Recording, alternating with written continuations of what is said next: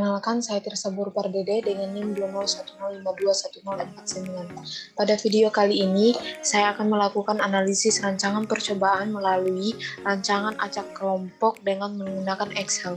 Kasus yang saya gunakan yaitu seorang peneliti ingin melakukan percobaan untuk menentukan pengaruh konsentrasi bahan pengawet atau garam dapur terhadap kadar protein pada daging kambing dan disimpan pada suhu 4 derajat Celcius. Percobaan dilakukan dengan menggunakan 5 konsentrasi bahan pengawet sebagai perlakuan, sehingga nantinya dapat ditentukan konsentrasi yang paling tepat. Sebagai bahan penelitian, maka 1 ekor kambing dipotong dan daging diambil dari beberapa bagian tubuh kambing antara lain paha kaki belakang untuk kelompok yang pertama, punggung untuk kelompok yang kedua, dan paha kaki depan untuk kelompok yang ketiga. Dapat dilihat bahwa bahan penelitian tidak lagi dapat dikendalikan atau tidak homogen karena kualitas daging kambing yang dipergunakan juga tergantung pada bagian tubuh kambing. Respon atau variabel yang diukur kadar. Di sini data kadar protein daging kambing atau dalam bentuk persen. Di sini saya sudah siapkan tabel dan datanya. Untuk perlakuannya itu ada 5, yaitu K1, K2, K3, K4, K5. Untuk kelompoknya itu ada 3, yaitu kelompok pertama, kedua, dan ketiga. Di sini dalam perhitungan jumlahnya itu seperti biasa dari rumus sum dalam kurung sel yang akan kita jumlahkan, kemudian enter. Untuk rata-ratanya itu seperti biasa dari rumus average dalam kurung sel yang akan diratakan, balas kurung enter. Ini bisa langsung di drag ke bawah agar memudahkan dalam menghitung jumlah dan ratanya seperti ini, dan bisa dicek ulang ternyata sudah benar. Lanjut untuk perhitungan jumlah dan ratanya di sini itu sama seperti yang di sini dari rumus sum dan untuk jumlah dan average untuk rata-rata. Di sini jumlah sama dengan sum dalam kurung sel yang akan dihitung jumlahnya, kemudian enter. Di sini rata-rata sama dengan average dalam kurung sel yang akan dihitung ratanya, kemudian enter. Ini bisa langsung di drag ke samping dan dia otomatis menghitung jumlah dan ratanya. Di sini jumlah itu dari seluruh data. Di sini rata-ratanya itu dari rumus average dalam kurung rata-rata dari data. Kemudian untuk selanjutnya itu menghitung ANOVA-nya. Dalam perhitungan ANOVA ini telah disiapkan di Excel. Untuk menghitung ANOVA dari Excel ini dapat dipilih data di sini, kemudian pilih data analisis. Di sini telah tersedia untuk ANOVA dari Excel, cuman agar lebih memahami maka bisa diulang di sini. Di sini kita pilih ANOVA to factor without replication, kemudian klik OK. Kemudian untuk input range-nya itu dari data di sini. Ini bisa kita centang untuk labels-nya. Kemudian output option itu kita pilih output range. Sel yang kita pilih itu sel yang akan kita tempatkan di sini. Sebagai contohnya, saya akan letakkan di bawah sini, kemudian klik OK, dan telah terhitung ANOVA-nya dari Excel seperti ini. Untuk ANOVA di sini itu ada source of variation, itu sumber keragamannya. Bisa dilihat di sini. Saya telah gantikan di sini. Untuk source of variation itu dengan SK di sini. Kemudian untuk SS itu jumlah kuadrat, untuk DF itu derajat bebas, untuk MS itu bisa dilihat di sini. Saya telah gantikan dengan kuadrat tengah. Kemudian ini F hitung, F value sudah benar, ini F create 5%, karena kita gunakan hanya sampai 5% di sini. Kemudian untuk cross-nya itu dari baris di sini. Dari baris di sini itu adalah perlakuan. Untuk columns-nya itu dari kolom yang ada pada tabel ini itu adalah kelompok. Untuk error itu galat dan total sudah benar di sini. Kita bisa pastikan untuk total yang dihitung dari Excel dengan total ANOVA yang dihitung secara manual itu sama. Bisa dicek, ini sama 46,74.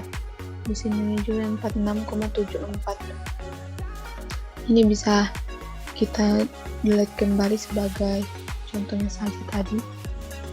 Ini kita bisa clear konten, kita rapikan sedikit agar terlihat lebih rapi. Selanjutnya menghitung uji ANOVA-nya itu secara manual. Di sini saya sudah siapkan tabel dan datanya. Untuk rumusnya itu sesaat kita klik seperti ini dan dia akan memunculkan rumusnya seperti ini. Terlebih dahulu menghitung faktor koreksinya dulu. Di sini sama dengan jumlah dari seluruh data, bisa dilihat soalnya di sini yang berwarna biru dikuadratkan dibagi dengan konta dalam kurung semua data di sini. Kemudian untuk faktor koreksinya di sini bisa kita enter untuk melihat hasilnya, dan hasilnya 900,317 sekian. Kemudian untuk selanjutnya itu kita masuk di tabelnya di sini. Pertama-tama untuk sumber keragamannya di sini ada dari perlakuan, kelompok, galat, dan total. Untuk jumlah kuadratnya di sini dari perlakuan itu bisa diklik dan dilihat rumusnya itu sama dengan sum SQ dalam kurung sel yang berwarna biru, bisa dilihat di sini yang berwarna biru itu jumlah di sini. Kemudian dibagi dengan konta dalam kurung sel yang berwarna merah ini. Kemudian dikurang faktor koreksinya. Untuk jumlah kuadrat ini pengurangannya dengan faktor koreksi. Kemudian kita bisa klik enter untuk melihat hasilnya. Kemudian untuk JK kelompok itu sama rumusnya sum SQ dalam kurung sel yang berwarna biru. Di sini dapat dilihat jumlah di sini dibagi dengan konta dalam kurung sel yang berwarna merah. Di sini perlakuan dikurang dengan faktor koreksi seperti biasa. Untuk jumlah kuadrat itu pengurangannya dengan faktor koreksi. Kemudian kita bisa klik enter untuk melihat hasilnya, dan hasilnya seperti ini. Untuk JK galatnya itu bisa dilihat di sini pengurangan. Sebelum itu terlebih dahulu dihitung JK totalnya. JK totalnya itu dari rumus sum SQ dalam kurung sel yang berwarna biru di sini. Sel yang berwarna biru, di mana sel yang berwarna biru itu adalah sel seluruh data, dikurang dengan faktor koreksinya. Ini yang berwarna merah selnya. Kemudian kita bisa klik enter.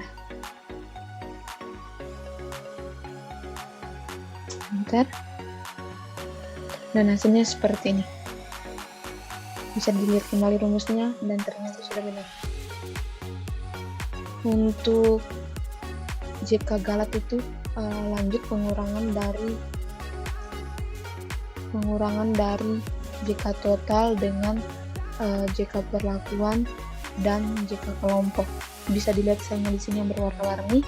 Kemudian bisa diklik enter untuk melihat hasilnya. Lanjut untuk derajat bebas itu pertama-tama dari perlakuan sama dengan konta dalam kurung sel yang berwarna biru di sini. Sel yang berwarna biru ini perlakuan di sini. dikurang dengan 1, kemudian klik enter.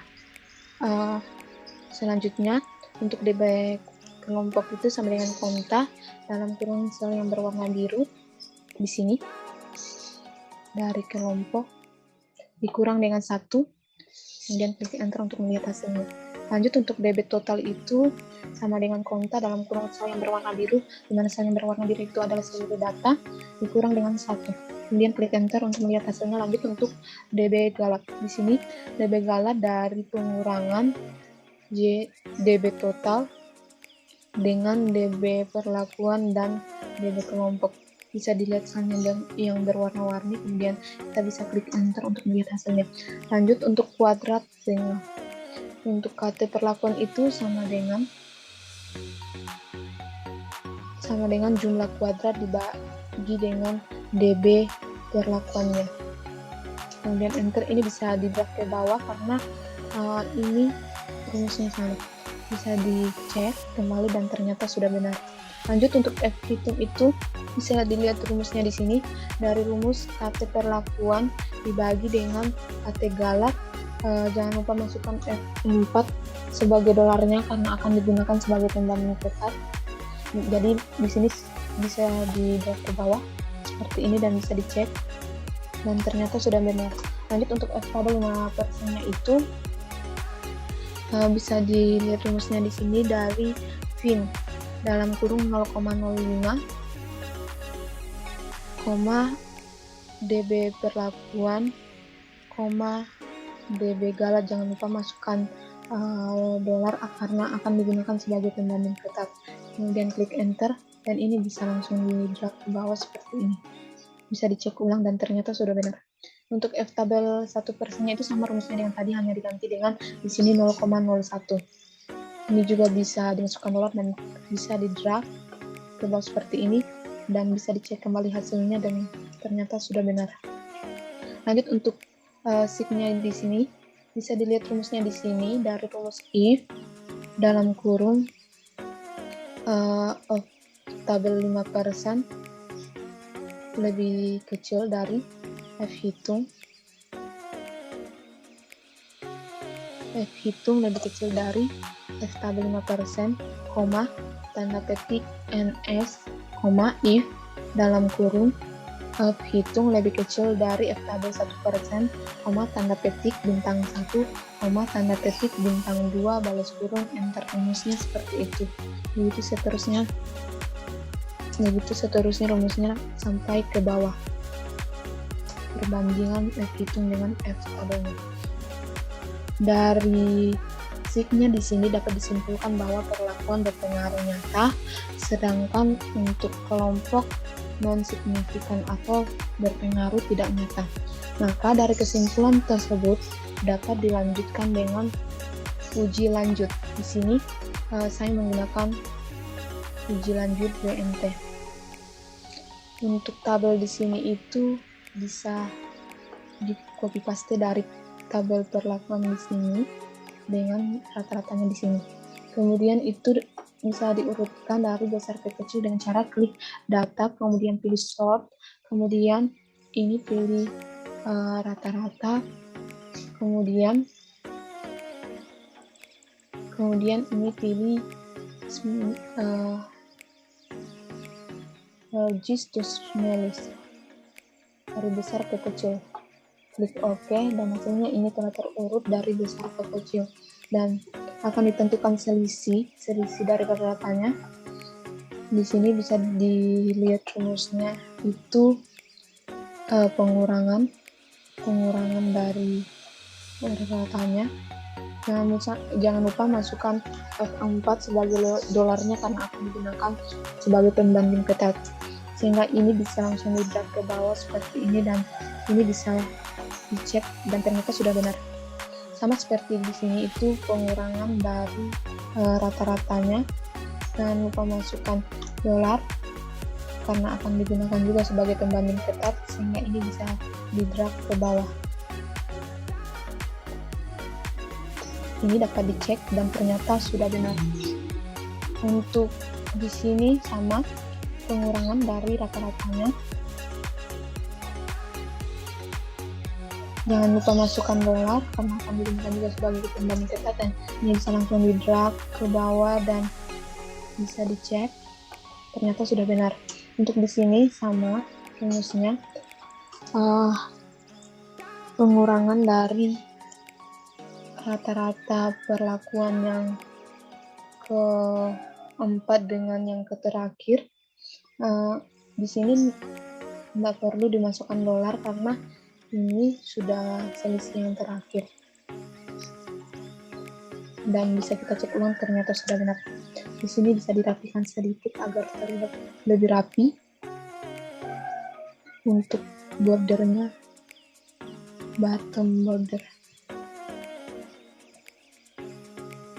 Untuk pemberian notasinya itu terlebih dahulu ditentukan BNT-nya dari rumus sama dengan tin dalam kurung 0,05 bagi 2, ini rumusnya, di koma dengan D46 ini. Sel D46 yang ada pada tabel ini bisa dilihat sel yang berwarna biru, DB galak, kemudian balas kurung dikali dengan dalam kurung SQLT dalam kurung 2 dikali dengan sel yang berwarna merah, bisa dilihat di tab ini, KT galak dibagi dengan konta dalam kurung sel yang berwarna ungu. Sel yang berwarna ungu itu adalah kelompok. Kemudian balas kurung, mohon diperhatikan balas kurungnya agar tidak keliru. Di sini seperti ini, dan ini bisa langsung di enter. Seperti ini hasilnya. Lanjut untuk pemberian notasinya di sini. Jika ini lebih kecil dari BNT-nya maka itu non signifikan. Jadi di sini non signifikan. Jika di sini juga lebih kecil dari BNT-nya maka di sini juga non signifikan. Di sini lebih besar dari BNT maka di sini diberi bintang. Diberi bintang 1 karena hanya sampai 5% F tabel yang kita gunakan. Kemudian untuk ini lebih besar dari BNT-nya sehingga diberi juga bintang, begitu seterusnya.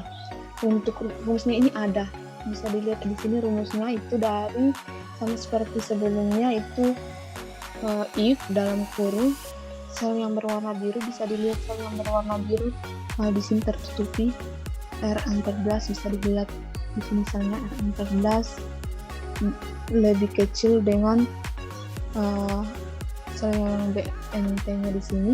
Jangan lupa masukkan dolar karena akan digunakan sebagai pembanding tetap, koma, tanda petik non signifikan atau NS, koma, tanda petik bintang 1, balas kurung, enter.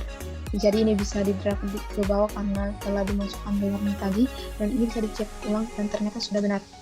Lanjut untuk ini lebih kecil dari BNT-nya maka non signifikan. Di sini bisa kita rapikan sedikit agar lebih jelas. Saya berikan batasannya di sini. Untuk batasannya di sini saya berikan warna kuning.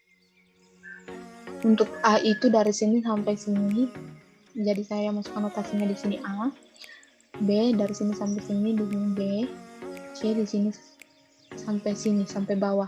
Maka C di sini sampai bawah karena sampai bawah C-nya non signifikan. Lanjut untuk memastikan, di sini bisa kita cek ulang dengan urutan rata-rata dari kecil ke besar, karena tadi dari besar ke kecil ini intinya sama. Kita bisa pilih data untuk mengurutkan, kemudian sort, kemudian ini bisa dipilih rata-rata, kemudian ini bisa dipilih smallest to largest dari kecil ke besar, kemudian klik OK seperti ini.